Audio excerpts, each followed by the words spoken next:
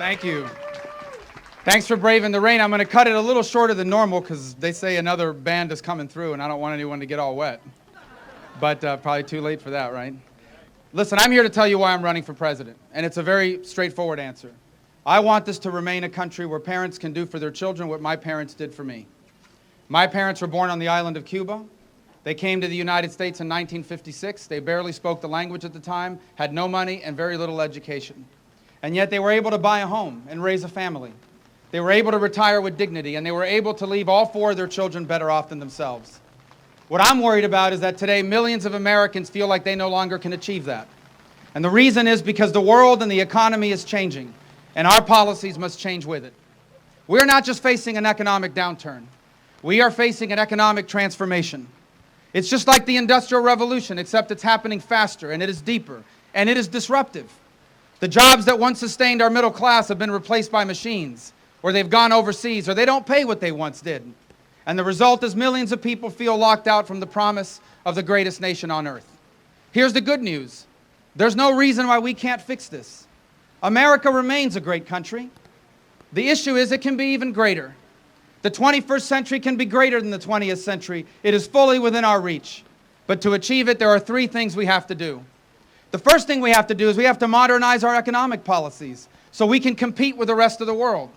In the new economy, there are now dozens of other countries that compete with us for the best jobs, the best new businesses, the best ideas. And we have tax policies and regulatory policies and a national debt that are holding us back. We're not fully utilizing our energy resources. And we have to repeal and replace a health care law. We have to repeal it, and we have to replace it with something that gives every American the opportunity to acquire the health insurance they want with their own pre-tax money from any company in America across state lines that will sell it to them. If we do these things, the American economy will create millions of the best jobs this new century has. Which leads me to the second thing we have to do. We have to modernize higher education. We cannot continue stuck with a 20th century higher education system that tells everyone you either get a four-year degree or you get nothing at all. Today, for millions of Americans, that degree is inaccessible. For millions more, they're borrowing money to pay for those degrees, and they still can't find a job. The first thing we have to do is more vocational training. We need more people trained to be welders and airplane mechanics and machinists. These are good-paying jobs. Somehow we have stigmatized them as a country, and we have shortages of people to do that work in America. A welder makes more than a political science major, and we need to train more young Americans to do it. The second thing we need is flexible higher education programs. This is especially important for people that have to work full-time and raise a family. For example, a single mother raising two kids who works full-time for $9 an hour as a home health aide. The only way she's ever going to get a raise is to become a dental hygienist or a paralegal. But to do that, she has to go back to school. And she can't because she has to work full-time and raise a family. I believe we need to have alternative accredited programs that allow people to get the equivalent of a degree from alternative institutions that allow them to package learning no matter how they acquired it.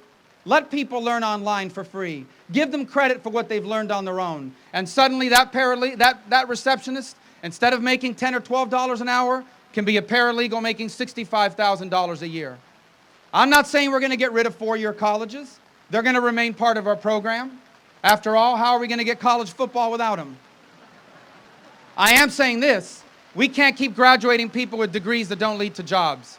That's why I believe that before you take out a student loan, schools should tell you how much people make when they graduate from that school with that degree.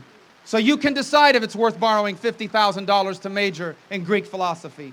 Because after all, the market for Greek philosophers has been very tight for 2,000 years. The third thing we have to do is keep our people safe. And we face 5 major threats to our future. North Korea is run by a lunatic with nuclear weapons. China's taking over the most important shipping lane in the world. Vladimir Putin is challenging NATO and threatens to split Europe apart. In the Middle East, radical jihadists have spread across dozens of countries in multiple continents, and they recruit Americans online to attack us here at home. And Iran is on the verge of acquiring a nuclear weapon and a long-range rocket capable of striking us. The most important obligation of the federal government is to keep you safe, and me safe, and our families safe. And it's not doing that now because we're eviscerating our defense spending. We have an army that just cut 40,000 spots. a Navy and an Air Force smaller and older than it's been in decades.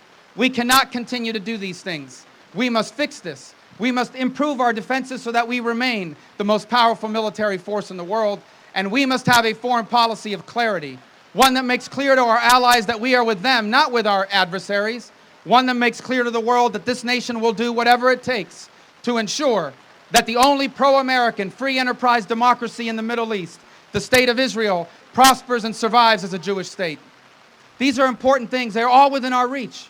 We can do all three of these things, and if we do, the 21st century will be the greatest era that America has ever known.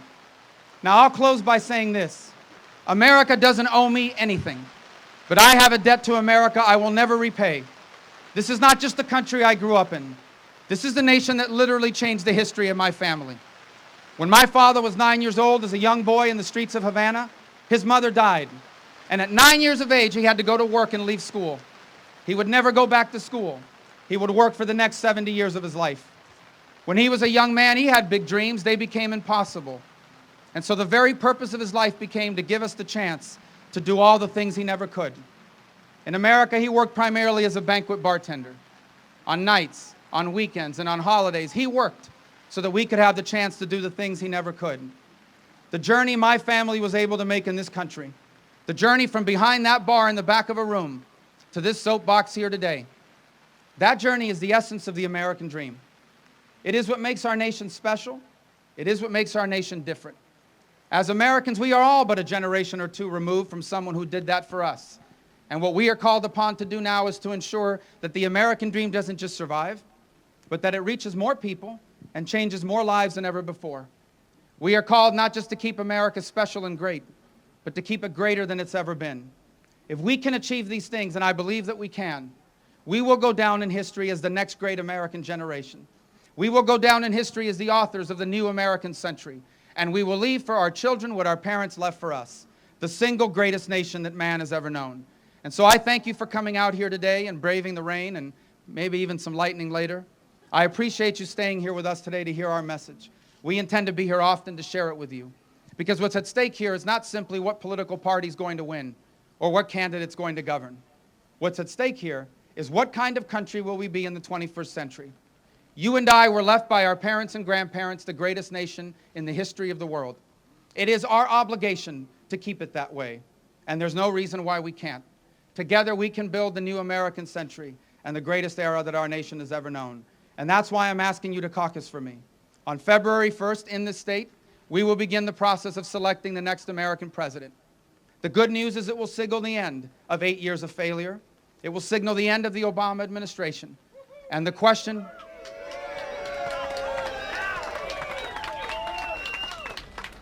I knew you'd like that, Tim. And the question is, what comes next for America? And what comes next, if we're willing to do what must be done, is the greatest era in our history. We can do this together. That's why I'm asking you for your support on February 1st. I'm asking you to caucus for me. Thank you, and God bless you. I appreciate it very much. Thank you. Thank you.